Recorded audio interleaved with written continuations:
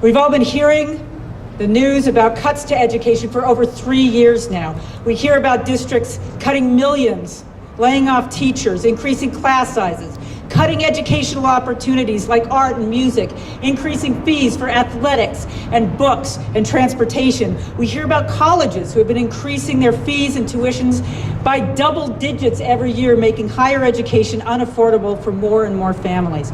And after years of this, it sometimes seems like we're starting to get used to it. And there are even some who say, get used to it, this is the new normal.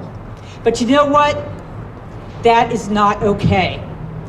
We cannot allow this to be the new normal as long as we remember that every child matters. We can't allow this to be the new normal if we want livable communities and a vibrant economy.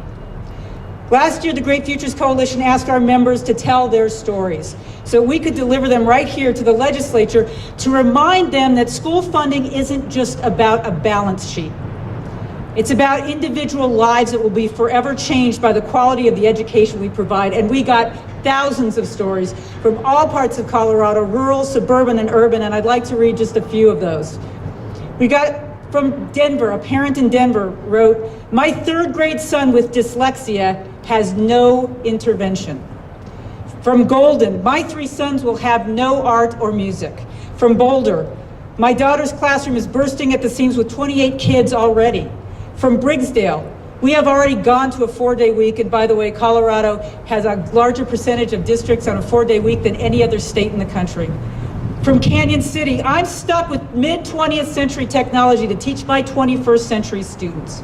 From Centennial, "I'll have 3 boys in college this fall, and I have no idea how I'm going to afford it."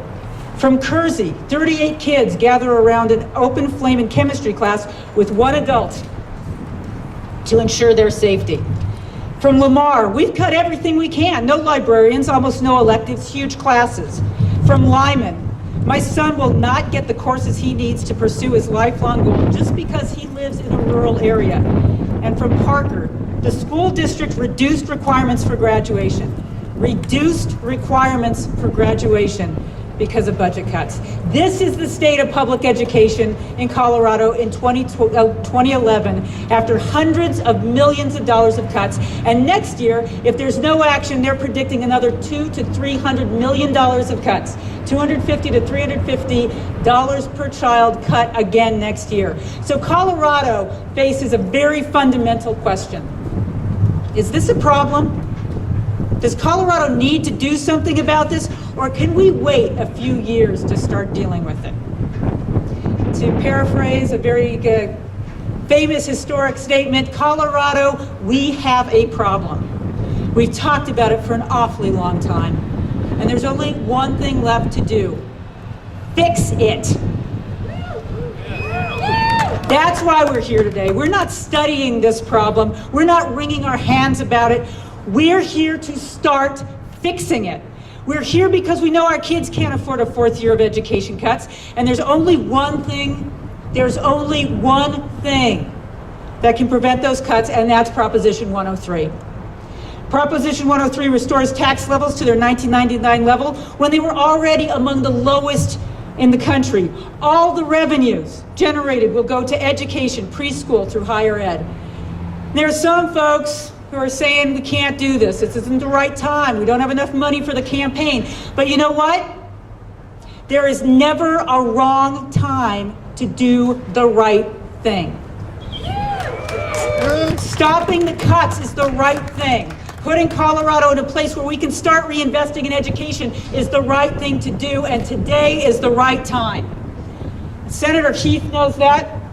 And I want to take a minute. I think we all have to thank him for saying enough is enough and for giving us the opportunity to do this right thing right now. Because of him, we've got an opportunity to stop talking and start fixing. So thank you, Senator Heath. Now, this isn't to say the fact that it's the right thing to do right now doesn't mean that it's going to be easy. Far from it. We've got exactly 3 weeks until Election Day, and we've got to do everything we can during those 21 days to tell our friends and our colleagues and our fellow citizens what is at stake for Colorado students. We may not have $1 million, but I'll tell you what we do have. We've got thousands of parents and grandparents and teachers and students and business people who believe in public education, and they're taking action to spread the word. There's a table over there, and there's a website that you have the address to here, where you can take action easily. You can pick up letters right there where Lizeth is standing and start writing to all the people in your neighborhoods to tell them what's at stake here. You can go online and you can make calls. So after the rally, I hope all of us will go over there and pick up 1 or 2 or 3 packets. And let's be part of this grassroots engine that's going to stand conventional wisdom on its head. If we do our job, if we all dig in for these 3 weeks, we'll be able to look back years from now. We'll look back at November 1st, 2011, and we'll say, that's the day we turned Colorado around. That's the day we started reinvesting in our kids and our communities and our economy. That's the day we started to fix it.